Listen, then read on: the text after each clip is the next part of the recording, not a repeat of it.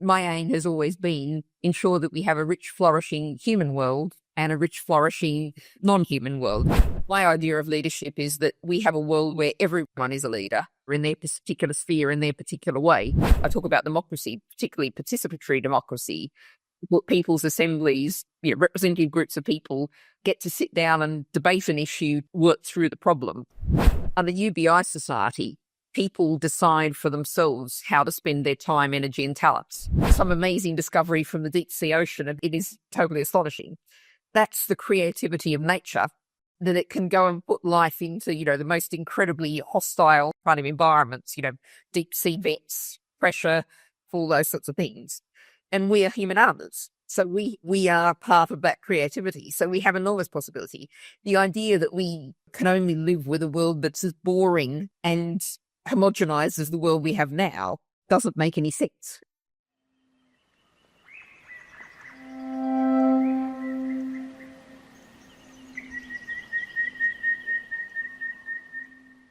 Good afternoon, Natalie. How are you? Very good. Thank you very much. And how are you? Yeah, very good. Very good. Well, it's such an honor to have you join me as a guest on Sentientism. I'm not one for airs and graces, and I don't think you are either, but it's great to have our first Baroness on the podcast. So welcome, a warm welcome. And you've been on my wish list as a guest for a long while for a bunch of obvious reasons, but obviously your new book, Change Everything. So, waved appropriately here. Absolutely. We have to do that. Your publisher will insist on it. It fits perfectly into some of the big questions we like to address here. And you know this already, but I guess it's a series of conversations about what I think of as the deepest and often sadly neglected philosophical questions. Questions like what's real and how should we go about understanding this amazing universe that we all share? And just as importantly, the questions of ethics and morality, what matters and who matters, value and meaning, and how to lead a good life. And I have an obvious bias because I'm trying to develop and popularize this really pluralistic, broad worldview called Sentientism, which answers those questions by saying we should use evidence and reason to understand the world, a healthy dose of humility and open-mindedness and critical thinking, changing our mind when the evidence changes. And on the ethical side, it's quite pluralistic and open-minded about how we go about that, but it does insist that at least every sentient being, any being with the capacity to have experiences, to suffer, to flourish, to feel anything at all, should matter seriously in our moral consideration. So the one-line summary is evidence, reason, and compassion for all sentient beings. But I'm lucky in these conversations to talk to a dizzying variety of different minds, many of whom disagree with different aspects of that worldview. So it's just such a privilege to explore them, and great to have you on the guest list and join me today to talk through your philosophical journey and how that influences the work you do now. But before we get on to those big questions, how would you best introduce yourself for those of my audience who don't know you? Sure. So I'm Natalie Bennett, Baroness Bennett of Manor Castle for really formal occasions. This is not a formal occasion, but I do tell people that because it might be useful to find me in the record of Hansard or something. So I've been a Green Party member of the House of Lords for 5 years. Before that, from 2012 to 2016, I was leader of the Green Party of England and Wales. The 2015 election, I can proudly say that we got in that 2015 election when I was leader more votes than we got in every previous general election added together. So it was known as the Green Surge at the time, and we've just recently seen the payoff of that. We've got 4 Green MPs elected to the House of Commons, quadrupling our representation in the House of Commons, which was a party that's growing very fast with a huge number of councillors, and we're going to county council elections next year.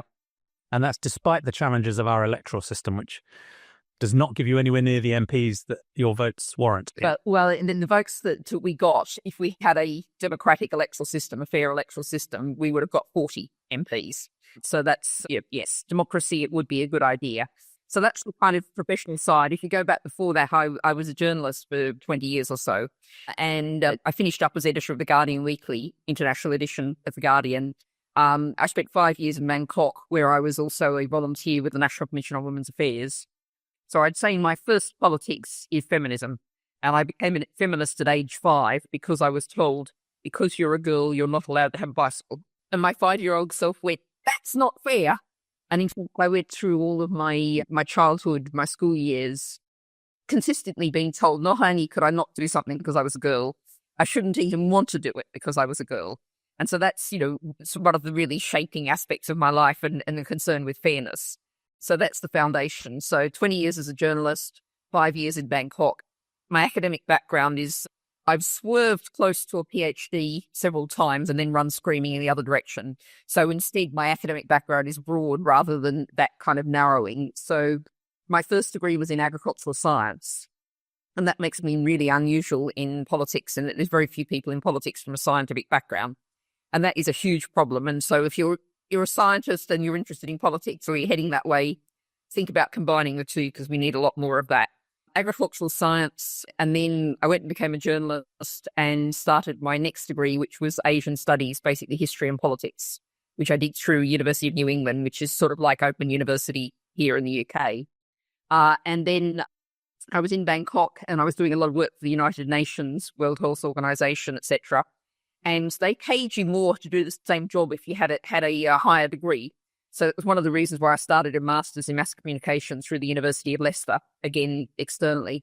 And actually, very usefully these days, that thesis that I did for that, a significant part of it, I mean, it drew on sort of Donna Haraway and relationships with technology, but it also did quite a bit about artificial intelligence, which I'm now finding very useful now because it gives me a frame. What we have now, so-called generative AI, is not intelligence. It is actually big data. And we are we almost had intelligence 20 years ago, and we're still at the point of almost having intelligence. So I'm very much an AI skeptic, whilst acknowledging that big data can do useful things. And that does also mean that I spend quite a lot of my time these days talking about, but what's the cost of that? You think about the environmental impact of AI, which is something that's starting to rise up the agenda, but really needs to be highlighted. So that's my kind of academic background, my professional background. I guess that probably covers it. Yeah, no, that's brilliant. It's a fascinating life and set of careers so far. So thank you. Yeah. Well, let's come on to the first of these deep philosophical questions, the one about what's real, or maybe more importantly, how do we go about working out what's real? And the questions of religion or non-religion, are just one topic here, but often they're quite an interesting way into people's journey on how to think about this stuff. So I don't know if that's a good place to start is, how you were brought up originally in a religious or non-religious context, whether your views on that stuff have changed so far and how that's framed how you think about, the nature of reality and how to understand it today. Well, I mean, on the religious point, I'm very fundamentally and have been for a long time, essentially a materialist. But I think what life generates is very, very complex. And so to go back and actually tell the story, I mean, I actually went to a church school because I got a scholarship. It was a fee-paying school. Because I got a scholarship, I went to what was Methodist Ladies College and is now MLC school that changed while I was there. But I mean, my parents sent me to Sunday school because that was the polite thing to do. That was the same grandmother in our family who didn't think I should ride a bicycle because it wasn't ladylike. Also thought you should go to Sunday school because that was the polite thing, aspiration working class. And so I went to Sunday school and then they were teaching the same curriculum 2 years in a row. It was really boring. So I said to my parents, I didn't want to go anymore. And so that was the end of that. And then actually at MLC, Methodist Ladies College. And was it just because it was boring, or did you engage with it and didn't find it compelling, or was it just? I mean, it was academically really poor. I'm talking, my 8-9-year-old self just thought it was just really dull. And, oddly enough, actually, you reminded me of something I'd almost forgotten, which was when I did at MLC school, when we did religious studies, and lots of it was ancient history. And I was terribly into ancient history as a child. And I accidentally one year almost won the scripture prize, which was very embarrassing because I was probably 12, 13. And most of my peers discovered religion, which had a lot to do with a really dishy youth leader, really dishy male youth leader. And because I was a kind of pottery kind of child. That's a special type of revelation. You see the cheekbones and yeah. Yeah. And because I was the contrary kind of child, I discovered atheism at that point. And so I read up on atheism. And so I have been an atheist ever since. I did, and that was why almost winning the scripture prize was really embarrassing.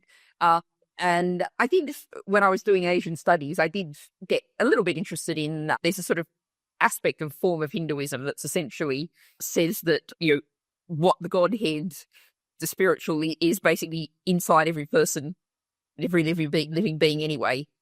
That was kind of interesting, but I would define myself as an atheist. I've always defined myself as an atheist. I guess this is not a spiritual thing, but what I'm really interested in and increasingly interested in is the amazing capacity of life, biology, the generative capacity of biology. And, I'd tell that story was one of the reasons why I didn't pursue my agricultural science degree was it became very obvious that Australian farming was not farming the soils, but was actually mining the soils. I went and worked on a farm out in what most people would call the outback, a very dry environment. And the farmer I was with was a cattle farmer, but his neighbouring farm was ploughing up his land and planting wheat on the mathematical likelihood that he would get a crop 1 year in 3. And the other 2 years, the soil would blow away. And one of the things that I didn't follow with ag science was the sense that we were just taught that this was just normal and this was just how it was. And we got enough information to see that that was what was happening, how incredibly destructive the farming was. But there was no suggestion that it should change. And it was actually when I was a young journalist in my first newspaper, I went and went to go and write a story about a biodynamic farmer. Now, I'm not totally sold on all the aspects about biodynamic farming, but this was showing what happens when you look after the soil. And so we went out into the middle of this wheat field in the Australian summer. And if you did that in a normal mainstream farming wheat field, to break the soil, you'd need a strong person with a large pickaxe. And instead, this farmer just put his spade down, let his foot on it, and the spade sunk into the soil, and he turned it over, and there's all these earthworms, all this organic matter. It's amazing. And, if there's a moment when I became a green in possibly a big G as well as small g sense, it was that moment of seeing that something else is really possible. And you can look after the soil, and you can see how the soil regenerates itself, because that had been, a couple of decades before it had been mainstream traditional farming, it would have been a mess, and it regenerated itself. So, I'm really fascinated by the capacity of biology, the capacity of nature, the creativity of nature. So, that's not spiritual exactly, but I think that's at the foundation of lots of my thinking. Yeah, thank you. And I think there's a rich vein there because, I share that sense too. I'm quite a boring, hard-edged, materialistic, naturalistic thinker. I think it's very unlikely any supernatural stuff exists. I'll keep a little wiggle room just in case the evidence changes, but I think it's very unlikely. But at the same time, just even that scientific understanding of the world just blows my mind with sort of awe and wonder. So the ideas about connectedness and richness and complexity and, a lack of ability to understand things clearly and the wonder of life and ecosystems and so on. I maybe emotionally, I feel things that are quite similar to the way some religious people do. Some people describe it as like a sort of spiritual sense, but without any spirits, because I don't think they exist. So, but there's, this naturalistic way of thinking doesn't have to be some sort of sterile spreadsheet, boring, here's a list of facts type worldview. There's so much awe and wonder in it too. So yeah, I think I can share that. Yeah, and I think, one of the things that I try to popularise is many words I've used for the first time in either House of Parliament, so they appear in Hansard under my name the first time, and one of them is follow by. And that's the understanding that we you as an individual consist of 50,000 plus or minus species. And, I find the microbiome absolutely fascinating. And of course, we saw with neonicotinoid pesticides, for example, an awareness that they were damaging the microbiomes. And, it's a nice example to demonstrate and that microbial world is so central and so much part of us. And what's one of the fascinating things is, you talk about sterile spreadsheet science. My next book, let's say this really quickly, on track with Routledge for 100,000 words by January. I say that really quickly. That he's very much looking at how we're stuck in the 20th century ideas of science. But if you take whether it's genetics, whether it's biology, understanding microbiomes and that, it's changed enormously in the last 20 years or so. Roughly sometimes known as the new biology. So our understanding of the world, the complexities of it is, reductionist, positivist 20th century thinking has done so much damage. And what we're looking at now is starting to grasp the sheer complexity that really has to change all of our thinking. It's mind-blowing. And you might enjoy one of my other conversations with a the biologist Mike Levin. I just think his way of thinking will resonate with some of those things you've laid out there. But so have a look at that when you get a chance. And to drag you back to the journey to atheism for a moment as a teen, can you remember what led you to that decision? Because I have guests for whom it's more of a sort of facts and evidence and reason thing. They just, this seems more likely to be a human made up story than a divinely inspired one. And there are others who are more, the cracks appear more because they see some maybe moral and ethical problems in the religious worldview they're brought up with, and that gives them the first moments of doubt. And for some people, it's a bit of both. Do you remember what it was that led you to adopt an atheist position as a teenager? I think I was a very concrete kind of person. So it was me, the arguments just didn't add up. I was intellectually book word focused. I largely remain now, I'd have to confess. And so it was just like, this just makes no sense. And, it wasn't just the obvious, white man, old man in the sky with a beard kind of stuff. But, that was like, well, that makes no sense at all. But then, you start to take it through. But even if you take away some of the ridiculous fripperies and the simplifications and the stories, it's still the whole argument, of someone, some force being in control. I suppose it's, when you think about the complexity, it comes back to that complexity argument. I wouldn't necessarily at 12 or 13 I was more gut feeling than necessarily argued through. But, the idea that you could simplify things down as much. I guess I've always tended to be against simplification. Yeah. Whereas some people feel a very strong pull towards it. So yeah, no, that's fascinating. Thank you. Now the question about religion is quite an obvious one when we're talking about epistemology and how do you understand the world, but it's not the only one. And one of the other reasons I bang on about it so much in the current context is because, yes, there are ethical problems that seem to underpin our world's problems, discrimination, exclusion, and so on. And we'll come on to those later. But almost as important, maybe just as important, seem to be mistakes about facts. So we're very familiar with otherwise good, decent people saying and doing terrible things just because they've got reality wrong. So that's partly why I really emphasize epistemology is an important and neglected question.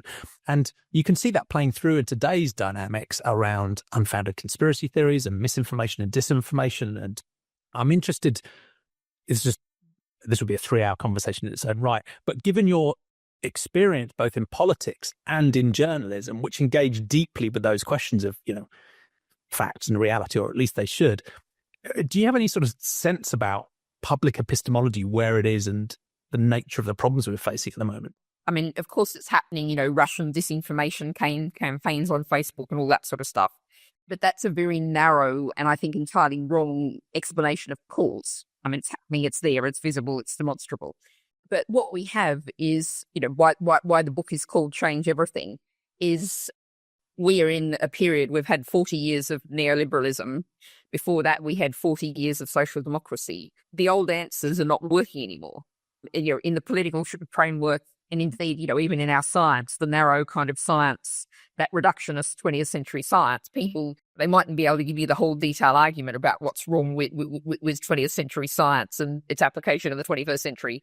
But people have a sense that what we've been doing has broken things. Climate emergency, nature crisis, political systems that are not delivering, poverty, inequality, war. People look at the state of the world and say, the old explanations, the old answers are not working. The old institutions even, yeah. Yeah. And, to paraphrase Gramsci, when the old is dying and the new is yet to be born, a lot of toxic things appear in the interregnum. And so that's where we are now, in that interregnum period of the old explanations, the old ways of doing things. That's why this is called Change Everything. An education system that's built around exams and built around training people for jobs is not working anymore. It's making people ill. It's got more and more extreme. And so the old paths have failed people, and people are quite naturally looking around for all sorts of different approaches, different ways of doing things. And, I really resist, I did this, for example, during the campaign about the Brexit referendum. I really resist people saying, people are really stupid or really ill-informed or really wrong. Is people are in a situation where they're trying to find answers. Some of those might objectively be the wrong answers. But nonetheless, I'm not going to say that, they have to be given the opportunity to find better answers. It's not to say that it's their fault as individuals. We have a systemic problem. It's not a fault of a whole lot of individual problems. Yeah, thank you. Thank you. There's like there's something deeper going on here. It's not just individuals being wrong. Yeah, thank you. So if it's okay, let's come on to the first of the big ethical questions, the questions of, and I mentioned to you before that sometimes it's a bit difficult to split these apart. So don't worry if they blur together by asking what matters and then later who matters. But on the what matters question, I find this is quite interesting, particularly with someone who does have an atheistic or a non-religious worldview, because we don't have that sort of ready-made toolkit of, the Quran or the Bible or Bhagavad Gita or whatever it might be, which includes a package of ethical commitments. And often a rationale that is, either guided by a deistic compassion or just because God tells you to, right? So there's why you should be moral. Now, you and I don't have that at all. So I'm interested in, again, from childhood to now, how have you thought about the foundations of ethics and morals and value? Now, one thing I'm pretty confident isn't going to be your answer, because I've heard you say elsewhere that one of the problems you think we're facing at the moment is that humanity are serving the economy rather than the other way around. So I doubt you're going to say money is what matters. But what really does? You've mentioned fairness already. You've mentioned feminism being, one of your earliest and central political commitments. But again, from a child, how did you go through that process of working out, the roots of ethics, morality, and value, if such things exist? Well, I guess for me, I decided at age 5 that I wasn't going to get married and have children. And, looking back now, I looked at the life of my mother and her friends, and this was in, 70s Australia. They would say without a touch of irony, "Oh, I'm just a housewife." And so, I decided not to go the family route very early. You are part of the world. So the aim is to spend the time. I have a low boredom threshold. So I like learning new things, understanding new things, but also, I want to live in a rich, flourishing world. So my aim has always been, in whatever way I can, to ensure that we have a rich, flourishing human world and a rich, flourishing non-human world, natural world. And, that sounds very, very abstract, but, if I can point to things that I'm proud of over my life, when I was chief foreign sub-editor on the Bangkok Post. And I was in the afternoon meeting, and there was a story that someone came in with about women who are HIV positive in Thailand being forced to have abortions. Like, not even being told what was happening to them, just being anesthetized and given an abortion without any reference to them. And, it was because I jumped up and down and because I was in the room that went on the front page, whereas otherwise it might have disappeared into the depths. So, in all kinds of ways, looking for where the vulnerable doing a bit to improve their situation, helping, in a modest way, that's obviously not changing the world, but it's just ways of seeing wherever you can intervene, to write the stories, to talk about things, to share things, to work with others, to change things. And I think, where I've been on the journey, I actually I do lots of visits to schools, colleges and universities. And it was up in Yorkshire. I went to an amazing primary school and talking to a group of 10 and 11-year-olds. And my message to everyone is that we need a world where everyone makes politics what they do not have done to them. Now, politics, in my definition, is people getting together to change things in their community. Organising a litter pick is doing politics. And so I said to these 10 and 11-year-olds, who are a really brilliant bunch, make politics what you do not have done for them. And a girl asked me a very clever question, which was, "So when you were our age, did you do politics?" Which was a very clever question. And I really had to do the classic public speaker gabble for a bit while I think about the answer. But the answer was that I didn't, because I grew up in an extremely individualistic society.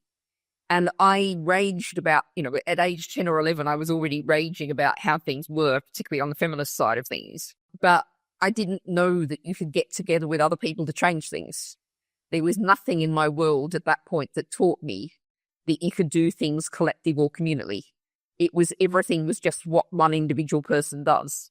And, it's taken me a long time I was very individually focused for a long time. And, perhaps even it's getting involved in politics is what's made me see that, one individual can only achieve so much. I mean, I've never been a fan of the great man theory of history, but, it's actually getting together with other people and forming teams and drawing different talents together that really makes the difference.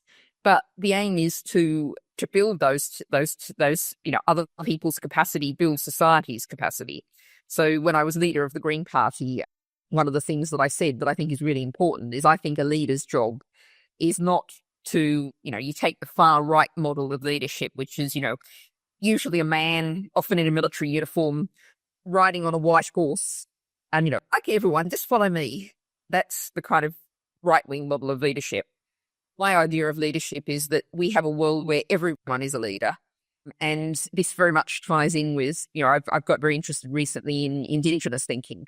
And I'm particularly taken by a scholar called Tyson Yunkaporta, who's the head of the Deakin University Indigenous Thinking Lab.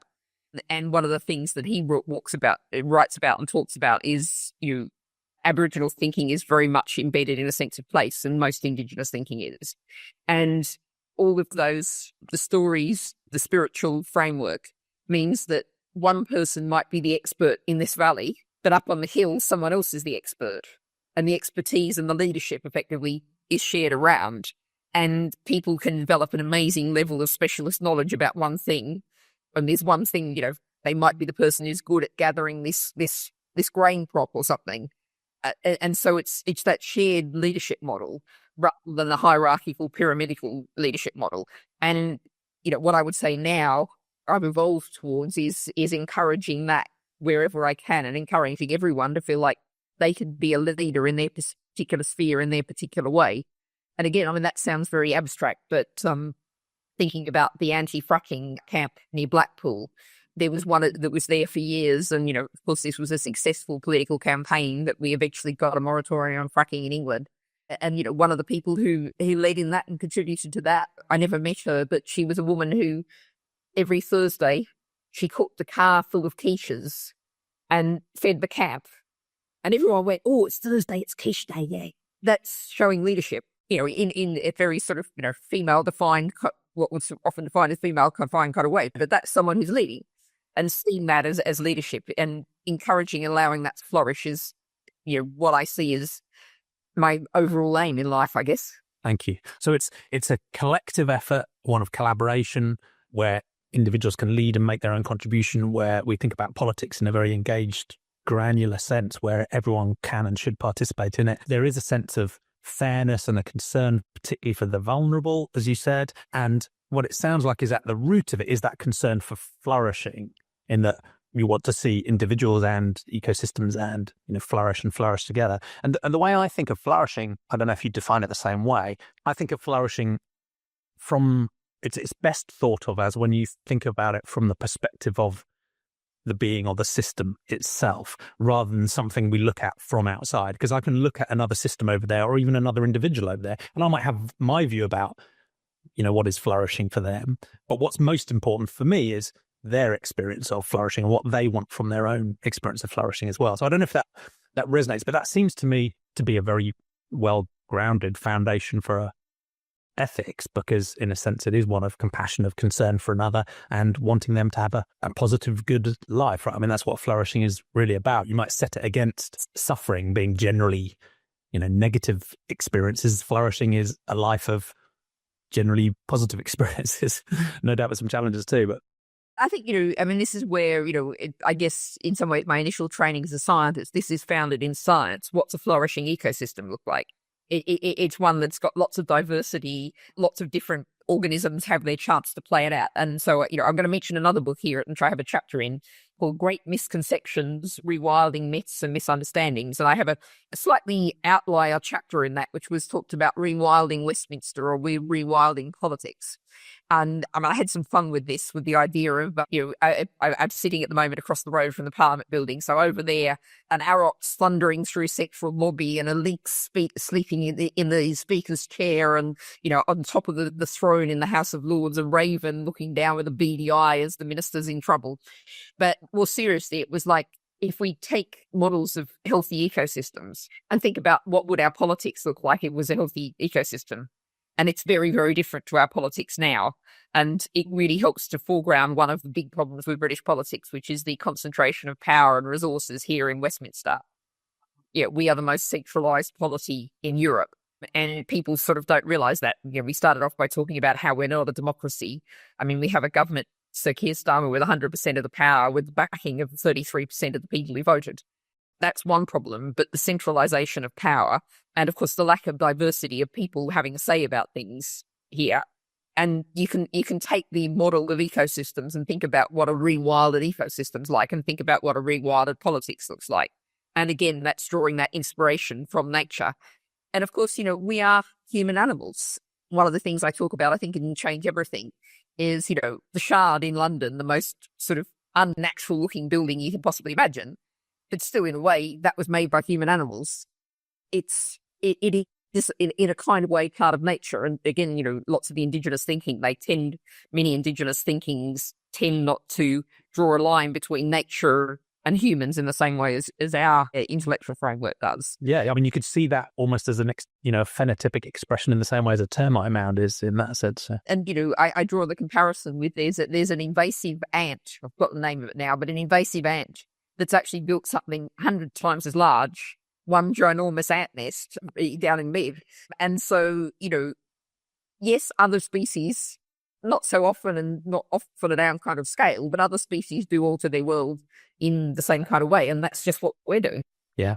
And that there's a nice link into the next part of this ethical question about who matters, because there are some tensions there at the same time. On the one hand, there is this sometimes a sort of over-romanticized view of nature being anything that humans aren't engaged in. So some people will make that distinction. Often many people in the green and environmental movements will make that as quite a hard-edged distinction. Humans are involved, it's bad. Nature is somehow idyllic and perfect. And that links to another challenge that you touched on before, because there can be a really difficult tension between the flourishing of an ecosystem and the flourishing of the individuals within it, because a very rich, flourishing ecosystem we might look at with enormous diversity and richness and so on can have a lot of extremely unpleasant suffering and pain and awfulness within it for the individuals that are going on. So there can be a tension there between the flourishing of a system, particularly an ecosystem, and the flourishing of individual sentient beings, if you like. But maybe that sort of cues up this who matters question. And again, I'm interested in your journey of thinking through this, because for many people, as a kid, we grow up with a sort of intuitive compassion for family and friends, those around us. And then as we learn and we experience more about the world, that moral scope might extend in various different ways. So I'm really interested in your story on that front, both when thinking about, other humans and which humans get to count and why, and the theme of feminism will run richly through that, but also critically, given the scope of this podcast, when and how have you thought about the more than human, and how do things beyond the human matter, and why do they matter, and are there distinctions there we should still make too? Well, I think, starting with the humans themselves, there's the famous short story about, a city that's flourishing and wonderful for everyone, except it all depends on one child being kept in the most miserable, horrible conditions. Ursula Le Guin, yes. Yeah, exactly. And, I think about that as being, we need a baseline of decency for every person on this planet. And, I was just yesterday, I'm going to wave another book because I think it deserves, this is from an NGO called Waging Peace, and it's children's drawings by child survivors of genocide and mass atrocities in Sudan. And, these are classically structured, what you'd expect of children's drawings, but, they know about guns, they know about arrows, they know about tanks, and that's what they're drawing of, because that's what their life's been like. And, we have to be working towards a world where that is just unacceptable and where that doesn't happen in a practical sense. That's a moral argument.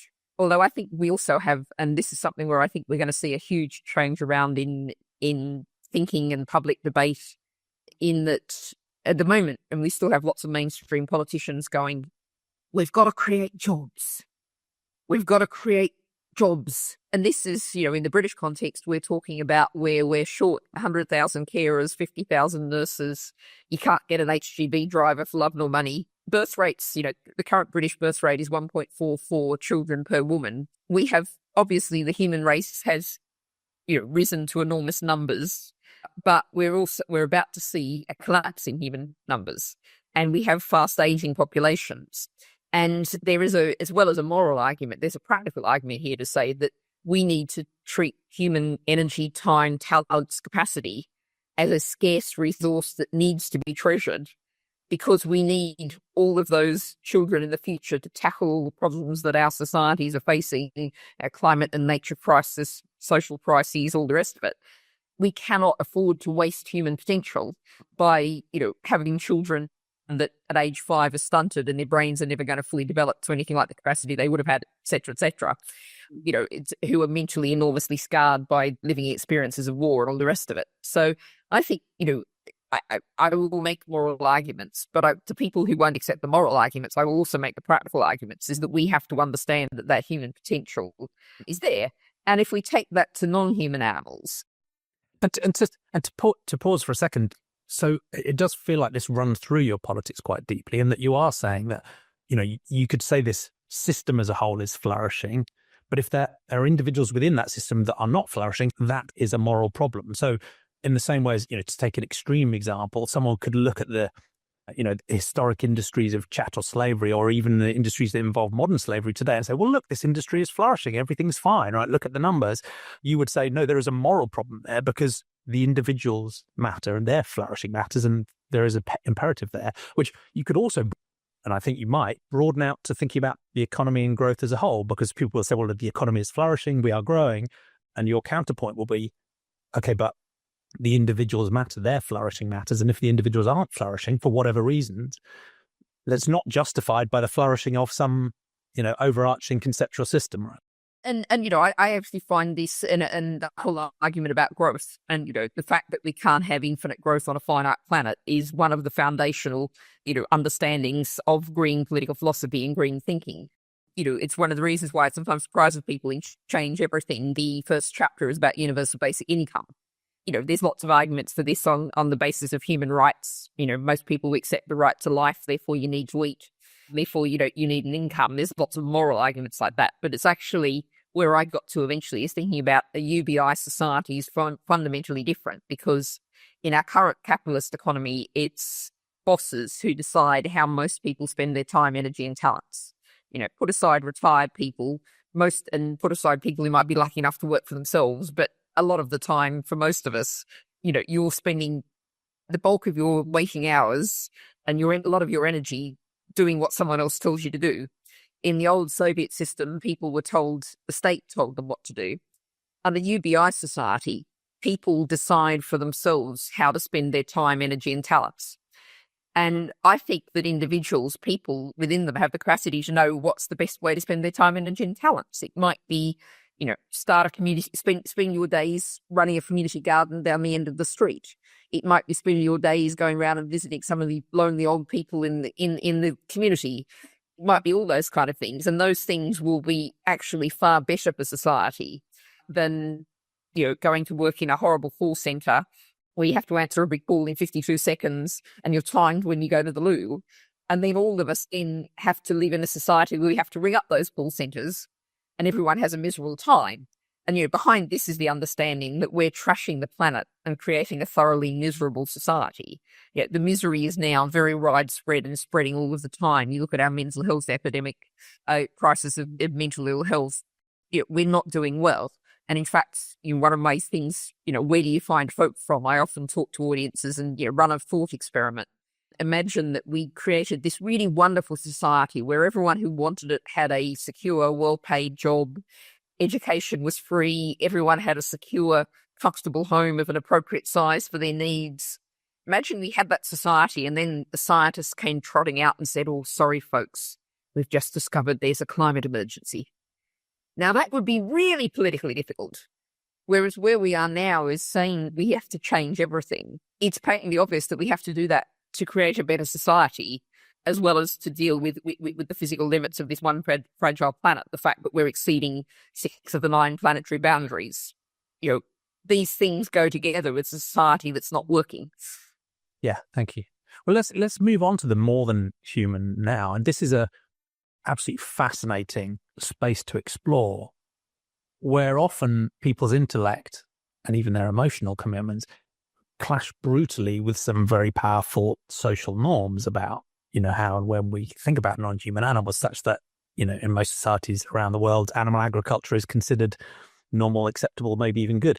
So I don't want to prefigure, what my views on this, but I don't want to prefigure your response on that. But I'm interested in your journey in thinking about the non-human animal world, and then maybe even broader than that, ecosystems and so on. Because there's the sort of classic menu that people can choose from is an anthropocentrism where we're focused on humans. And there are some people that are even narrower than that, of course, given the problems we know we're facing with racism and sexism and homophobia, and the list goes on, right? So some people even don't even get to anthropocentrism. Then there's where I am, which is a sentiocentrism, which concern for all sentient beings, any beings that can feel, that have the capacity to flourish, really. But people will go beyond that too, into biocentrism. All living things should matter intrinsically, even if they're not sentient. So even if plants and fungi can't feel pain, they still matter intrinsically in their own right, regardless of interdependencies, or even beyond that to an ecocentrism and a holism, where people say intrinsically the entire ecosystem, including the rocks and rivers and trees, sentient or living or not, almost everything in a sense should matter morally, not just instrumentally. So again, I should stop rambling on, but there's a sort of menu and some context. What's your journey been on the more than human and particularly the animal question? I think, having done an agricultural science degree, there was an anthropomorphism in that was kind of unthinking. And it took me quite a while and education and learning and reading and thinking to get beyond that. And I think also... and what was your experience of, because you were doing practical work on animal farms as part of that as well. What was your path through that somewhat unthinking about those other beings, or... I think at that point I was, I saw some horrible things on Australian farms, and I've, I wrote a piece for the Yorkshire Post about this when we were talking about trading with Australia, Australian pig farms, Australian sheep farms. I saw crossbred ewes with 18 knots of wool on them, so an enormous amount of wool in the hot Australian summer, and being horrendously fly struck. And I was there as a student being left to deal with them, which I was in no way equipped to deal with them, really. And so at that stage, it was kind of an individual suffering. There's lots of unacceptable things happening here. I can see these, this poor sheep in front of me, is in a horrendous state. This poor sow in a farrowing crate who's cannibalized her own piglets, that's horrendous. But it was kind of individualistic understanding of this, this is bad, it should be better. It wasn't a much broader understanding at that stage, partly because there was just nothing in my will to say that anyone could think anything else was possible. Yeah, the possibility wasn't even in your mind, it wasn't presented to you, wasn't in the social water you swam in, yeah? Yeah, exactly. So, that it shouldn't be much better than it was, but that it could be entirely different altogether was just not in the frame. And then, I was in Thailand for 5 years, and when I was there, it was very focused on human suffering, because there was an awful lot of human suffering to see. So you didn't really think beyond that. So it's really, really only sort of in the last, I suppose, 15 years or so that I started to think more broadly, philosophically, after I finished the master's degree and started, reading widely and thinking about these things. And, I believe in, human rights for rivers, rights of nature, all of those kind of things now. So I guess, that implicitly includes, the rivers, the rocks to some degree and all the rest of it. Now, would I say that I'm still basically interested in life? I think it's partly those systems of life, essentially. The rocks are part of the systems of life. So you've got to look at the whole thing as a system. So it's defending the system, but it's not actually, rights for rocks, really. And yeah. that's a little bit... So if there's a lifeless planet, you're not so worried about that system morally, because there isn't life there, right? Even though there are lots of rocks. Yeah. Yeah. But I'm fascinated. I'm increasingly thinking about, we need to think a lot more. And this starts from very high level of practicality. I do a lot of work on anti-microbial resistance, because this is, as David Cameron, the British Prime Minister, told us a few years ago, pushed by Dame Sally Davies, this is potentially as big a threat as the climate emergency. We're at risk of losing modern medicine if we lose our antibiotic, antifungal drugs. And, fungal drugs, lack of fungal drugs and resistance to fungal drugs is a huge health problem. So it starts from the practicality of that, but thinking a lot about microbes.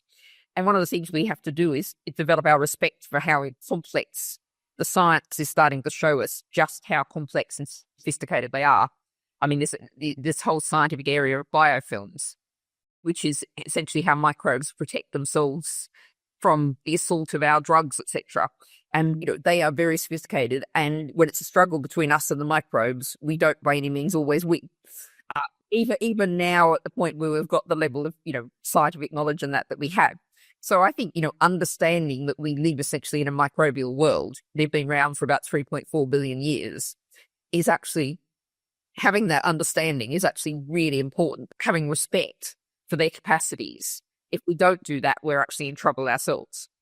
And so, that foundational of that respectful of their power and their capacity is really foundational of my thinking these days. Yeah, thank you. And it's quite convenient. Well, I think we'll come back to this as well. Quite often, there are both pragmatic and practical and human-centered reasons for doing something that actually is well-founded philosophically as well. It's quite convenient. Sometimes there aren't even trade-offs to take, right? Sometimes there's just an obvious win-win-win. And I'm interested in so you're talking about rights for, rivers as an example, or, a broader concern for living things and the ecosystems they live within them.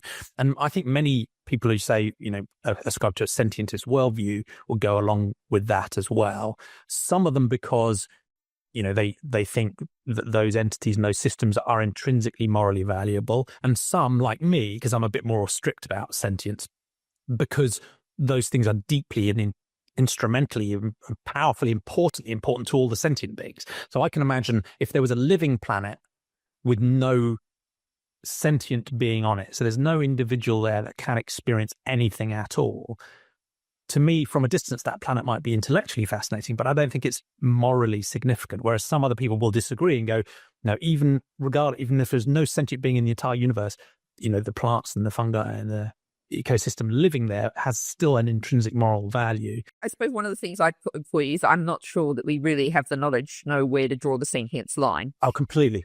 So slime molds being able to navigate through mazes kind of things.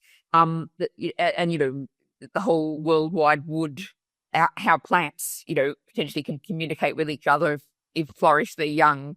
There is a whole lot of stuff that and this is, solid, pure science. This is not woo-woo stuff.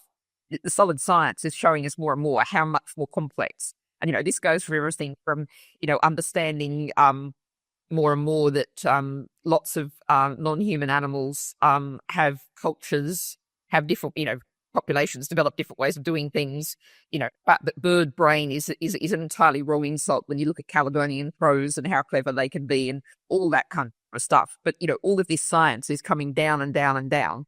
I could not agree more. And I think that's a really important thing that I try and frame in Sentientism as a worldview as well, is it doesn't actually tell us which entities or beings are sentient.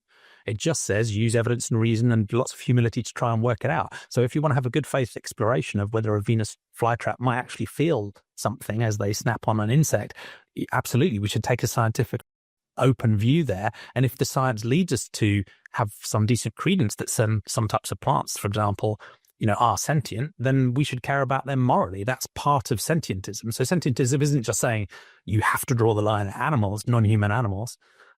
It's saying whoever has sentience on wherever it is and whatever its nature is, we should care about any sentient being almost by definition. So I completely endorse that. And interestingly, I just interviewed Justine Cast about the Wood Wide Web. So that hasn't been published yet, but a fascinating area of scientific exploration. We should just follow the evidence where it leads.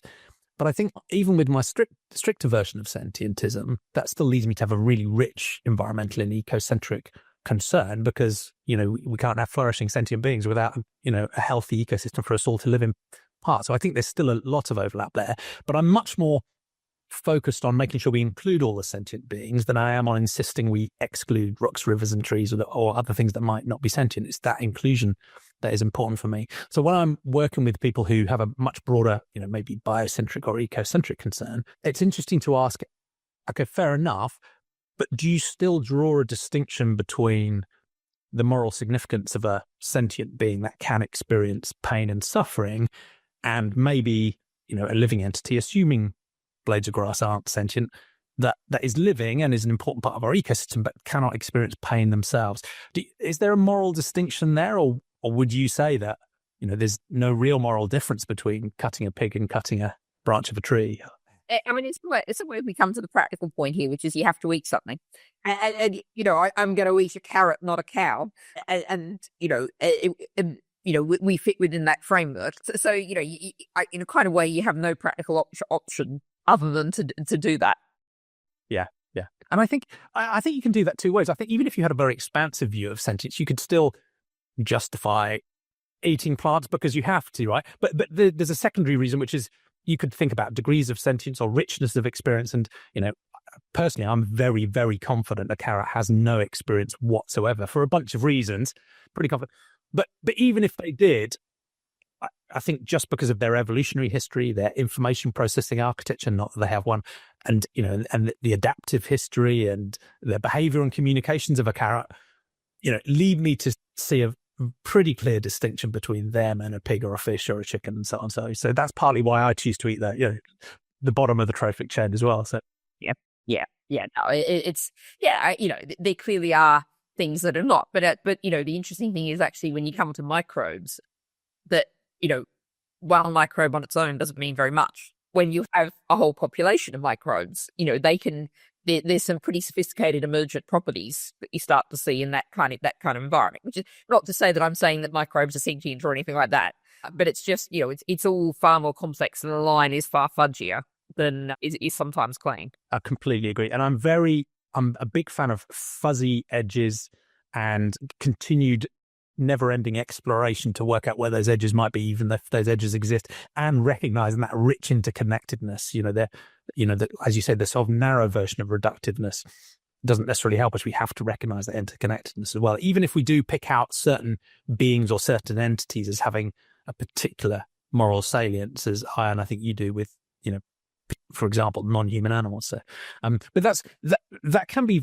I think many people share that intuition, but given our current culture and social norms, that can be extremely hard to put into practice. And so I'm interested in what journey you've gone through on that front as you've thought about the philosophy of non-human animals and a broader concern. How easy do you find that to put into practice in the day-to-day world?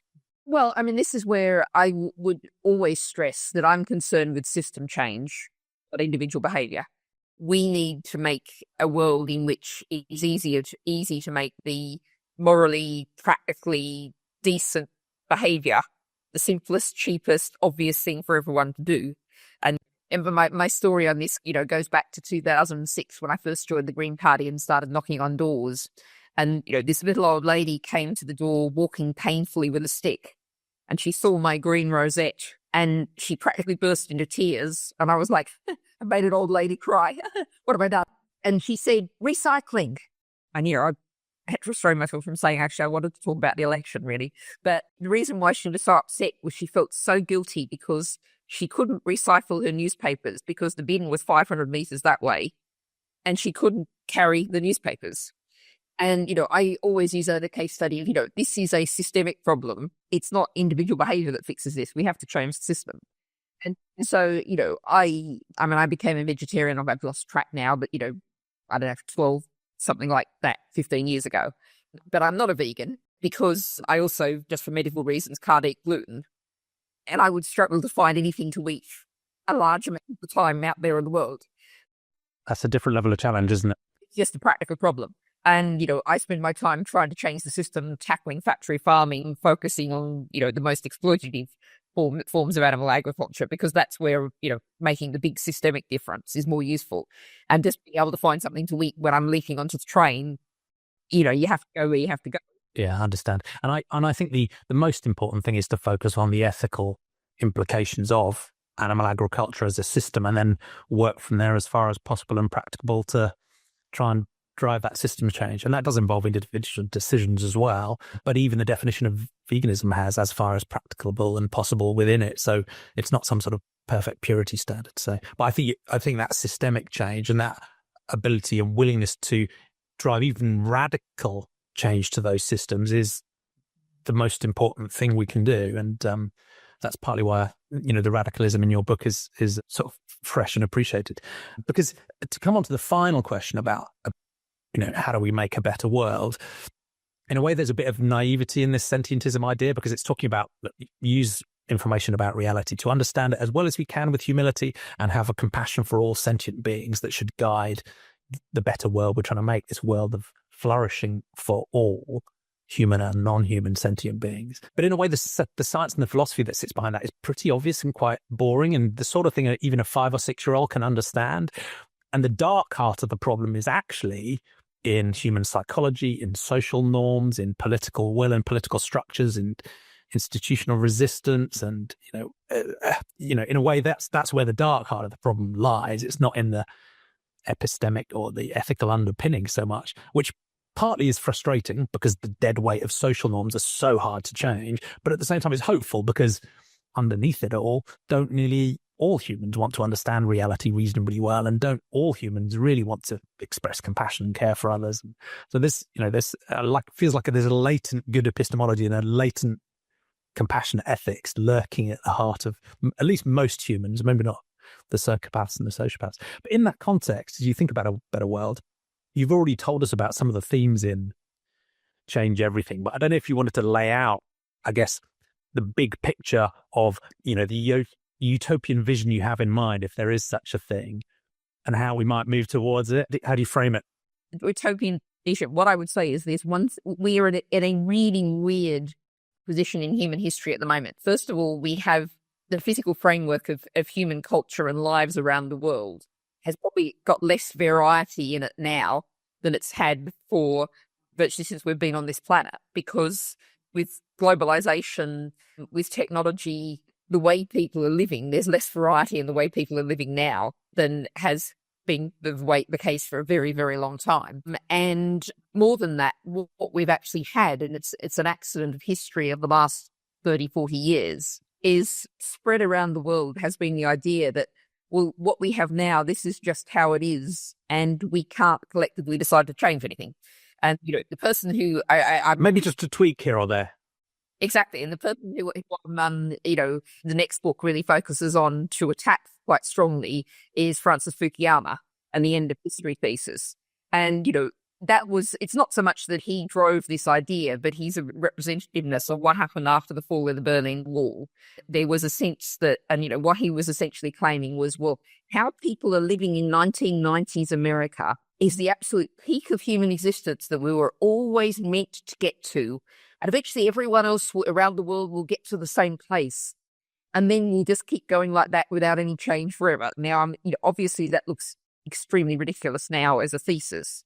But behind that was the idea that, politics wasn't about changing the system. Politics was about electing someone to run the system and make those little tweaks that you're talking about. And that idea has got very pervasive, particularly in Western society, but more broadly as well, around the world as part of that globalization. And the book that I always recommend to people is David Graeber and David Wetson, The Dawn of Everything.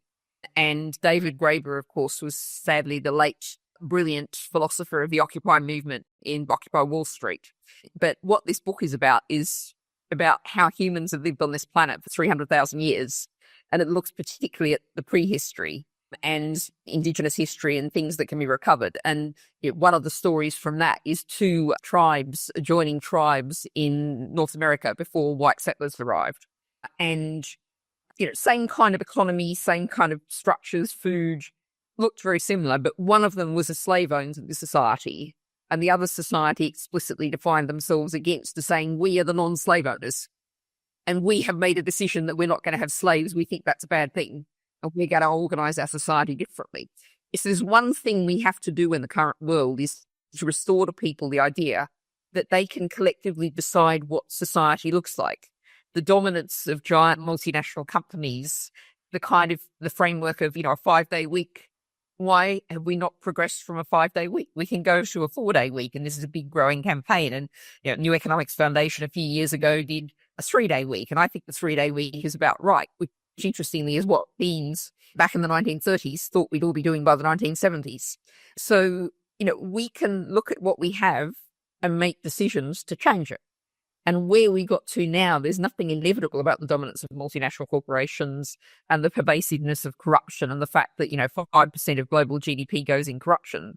That's the result of human choices. We can make different choices. And if there's one thing we have to do, and a theme behind the book, it's saying we can decide to do things differently. That is within our power. That's within our capacity. one of the things we have to do is allow as many people as possible to have the say to make politics what they do, to build things differently. And, practical demonstrations of this, I very much believe in. I talk about democracy, particularly participatory democracy, people's assemblies, deliberative democracy, where representative groups of people get to sit down and debate an issue, discuss it, work through the problem. And things like climate assemblies have actually proved far more radical than the politicians have been. That's the foundation of going to democracy, going to the people, and helping them to see that they can decide to do this differently. They can say, we don't want our town to look like that. We want our town to look like something else. And then say, right, how do we get to what we want it to look like? And I find it deeply frustrating because quite often people will say, that's a nice idea, but it's just too hard. And you're like, okay, but the reason it's too hard is because it's socially or politically difficult, not because it's technically or practically difficult. So it becomes a self-fulfilling prophecy because the reason it's socially or politically difficult is largely because people keep telling themselves and others that it's so hard. And it doesn't have to be that way, right? And it feels like one of the big themes from your book and your work is about that, a devolution of power and also individuals taking on more responsibility themselves to enable them to take those sorts of better radical decisions and almost to trust individuals and people to take autonomy and power at a much more local, granular level to drive a broader variety of ways of living. Exactly. And I was talking to someone about this recently and they were like, oh, you're just being hopeful.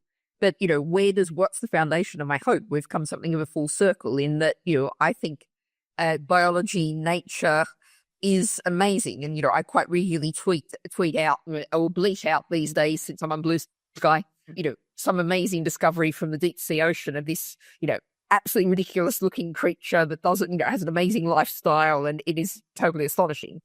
That's the creativity of nature, that it can go and put life into, the most incredibly hostile to life kind of environments, deep sea vents, pressure, chemistry, horrendous chemistry for most life, all those sorts of things, so, and we are human animals.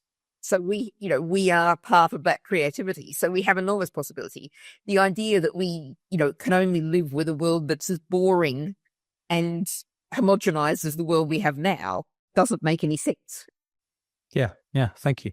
And one of the challenges that I see sometimes with green politics generally, writ large, is that sometimes it seems that aspects of it, the movement, have sort of been captured by some of the things that you're criticizing in the book and that I might criticize too. So some of the themes that sometimes come through is whether the movement is drifting away from a more scientific worldview to one that is maybe more romantic or agrarian or, conservative, looking to historic periods of time that we might want to aspire to go back to, ideas about, the nature is good fallacy and this idea that natural things are good and we should be chemical phobic and we should be, phobic about technological solutions, even if they're low risk and might actually help. Sometimes people will turn away from things that I think could be really helpful in the climate and the environmental emergency for reasons that I don't think are well scientifically founded. And there can also be sometimes a sort of tokenism about it as well. So there is this stereotype of the, in the US, they call it the crunchy sort of ethos, where people who are, in global terms, very wealthy, extremely comfortable, sitting in privileged positions like you or me, without serious cares in the world, are projecting a sort of faux concern for ecosystems and the environment, but only to the extent that it doesn't require us to do anything differently. So that can lead into, I will stop using plastic straws to save the fish, but I don't want to stop eating fish, or whatever it might be. And that conservatism can also lead to a really powerful taboo against, for example, challenging the animal agriculture industry, which I see one as an ethical abomination, but also is driving us crashing through many of the environmental limits that you talked about before. So whether it's anti-microbial resistance, biodiversity, deforestation, emissions, water pollution, air pollution, it's almost like the perfect set. That industry is crashing through all of those things over and above, the ethical horror is at its core as well. So that's a long blurb, right? But there's a theme there about some tones and themes that come through public green political movements that I guess I'm a bit more skeptical about. How do you think about those challenges, and how does your stance address them? Every major political movement has all kinds of wings, and I mean, that's one of the other things that Change Everything says is, I don't quite call it greenism because we haven't really got a name for it, but we've had this idea of there's two sides of politics, the left and the right, call it the socialists and the capitalists, or whatever you want to call them. There is more than two sides to the argument. And, I believe that green political philosophy is a complete political philosophy. And at the foundation of that is the understanding that there's enough resources on this planet for everyone to have a decent life, for us to look after climate and nature and people if we share those resources out fairly. And that's why I would say that there's no such thing as a philosophically coherent right-wing green position, which is not to say there aren't such thing as people who would call themselves and are right-wing Greens. But if you take, say, for example, the UK, we consume our share of 3 planets every year. We have to come back to one planet living fast, but you cannot just say, right, everyone cut back by 2/3. That literally leaves a lot of people dead. The people who are already, switching off the heating and shivering in winter and skipping meals because they can't afford them, all the rest of it. So you have to be in a certain space to be any kind of philosophically coherent green, which is not to say there aren't some people who call themselves green who aren't philosophically coherent. But that's the case. That's the case of every political philosophy. So, I don't feel like that's a serious challenge to greenism, to green political philosophy. It's just the practical reality of the way the world is. But you have to be in a certain space. And, we're also picking up, that was another 20th century trap, that two sides of politics. A lot of what we pick up, practical democracy, participatory democracy, etc. There was a very large strand of politics in the 19th century that occupied that space, and it got squeezed out and squashed out in the 20th century. So it's not like we're just inventing something new. This is something that's always been there across all kinds of spans of political thinking. And as I said, you can also very much find in a lot of Indigenous thinking. And, that's something that survived far longer than our system. There was a fascinating discovery in Australia quite recently of a traditional practice, which is it's in Victoria, the state of Victoria.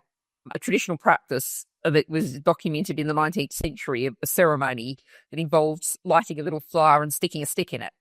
And they actually found recently some archaeological evidence of exactly the same practice 11,000 years ago. That's a really successful tradition. And if we think about, what we now know about, we're starting to understand about indigenous land management practices, and indeed land management practices of our species over tens of thousands of years. The idea that hunter-gatherers just kind of wandered around the landscape and fell over an apple tree over there and bumped into an aurochs over there and whatever. They were actually managing landscapes, putting fruit trees where they wanted fruit trees, fire stick farming with the Australian Aboriginals. That is all been there, and some of that knowledge can still be discovered, and some of the philosophy can still be spread more widely, having survived for probably tens of thousands of years. Yeah. And I think that's a source of hope as well. Like you say, you've written a new book, right? But a lot of the themes in it, you haven't just dreamed up, right? These have been present through many human cultures all around the world, probably almost as long as humans have existed. And I say the same thing sometimes about sentientism. It's a new word, but based on ancient ideas. I think, engaging with reality honestly to understand it, and having some degree of compassion, even for beings that are not of your species, is as old as humanity, and probably even older. I think non-human animals probably followed that approach without having written any philosophy papers before we came on too. So I think there's hope there. And the other thing that I like about your approach is that there are some obvious genuine win-wins, right? Where it's good ethically, it's good environmentally, it's good economically even, right? They're just, why the hell aren't we doing it? It's good for humans, it's good for non-humans. But there are also some areas where there are genuine trade-offs. And I think where you talked about the growth and the redistribution point is a critical one of those, because if we don't change anything about the way we operate and we slow or we reverse growth, that is worse for the worst off people on the planet, right? And potentially catastrophic. So at the moment in our current systems, in a way, their only hope is growth. So if we do want to have a different approach, as you said, it requires, potentially quite radical redistribution if we're going to make that work. And we have to face that, because the global average income at the moment, I think, is something like 10 or 11,000 pounds a year. And I'm not suggesting you're saying that we should redistribute with perfect equality for all 8 billion humans. I think it gives you an indication of the degree of the challenge for just human well-being if we are going to find an approach that isn't based on the current model of economic growth. So, yeah, we have to face that with open eyes.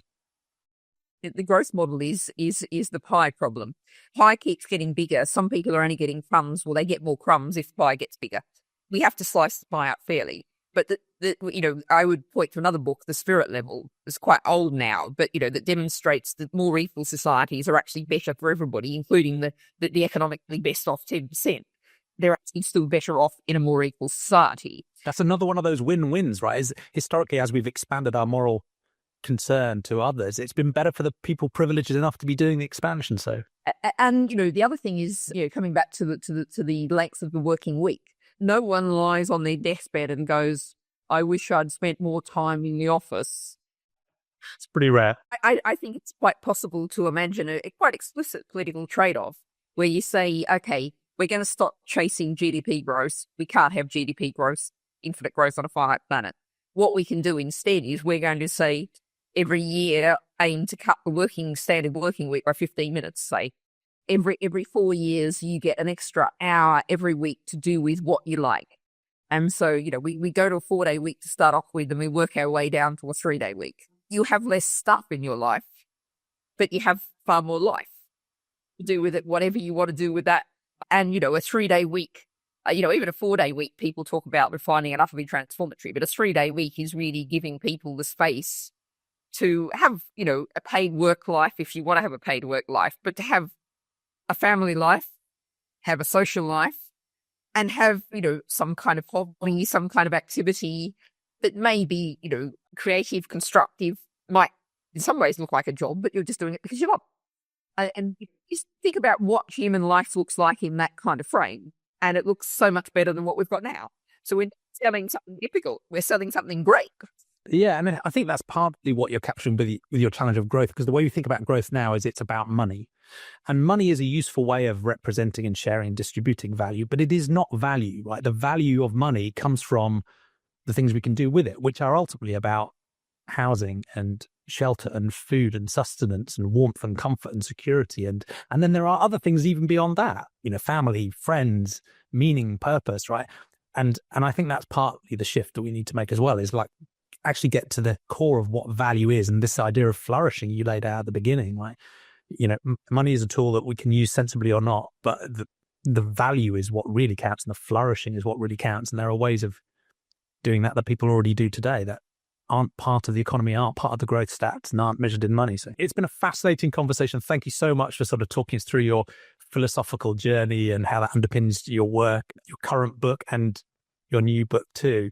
Is there anything else you wanted to add into the conversation before we go? But also, how can people best follow you, keep up to date with your work? I'll put links in the show notes, of course. Yes, well, I'm utterly hyperactive on social media, but probably at the level of our discussion, I have fairly recently started a Substack, which I try to put out weekly. It falls down sometimes, which is essentially mostly, it's kind of evolved into what I'm reading. And it's kind of the intersection of politics, science, and history. And it's interesting how it can suddenly become politically relevant. A couple of weeks ago, I wrote about a fascinating book about the politics of the archives of Saudi Arabia, which sounds like the most obscure kind of topic you can imagine, but it's absolutely fascinating, both looking at the really complex and rich and varied cultural history of Saudi Arabia and how the current regime is attempting to incredibly narrow, literally destroy lots of that history. And we've just had Sir Keir Starmer has just yesterday, as we're speaking, signed up Historic England into a partnership with the Saudis to work on cultural history together. And it's like, what are they actually signing Historic England up to do here? And, how are they going to maintain academic rigor and independence in this framework? And so suddenly this rather obscure looking book, fascinating book, but obscure looking book, suddenly becomes really politically relevant. prescient and timely. Yeah, yeah. Thank you. I will go subscribe now. And I know you're still doubling up on both Twitter and Blue Sky these days as well. So I'll include those links too. And Facebook and LinkedIn and basically just about everywhere. Yeah. That's wonderful. Well, thank you again. It was a wonderful conversation. I'll let you get on with the rest of your day. Please do stay in touch, and thank you for being a guest on Sentientism, Natalie. Well, thank you very much. I don't often get the chance to get this deep into the thinking. So, I've really enjoyed it. Thank you very much for the opportunity. Brilliant. Thank you. Take care.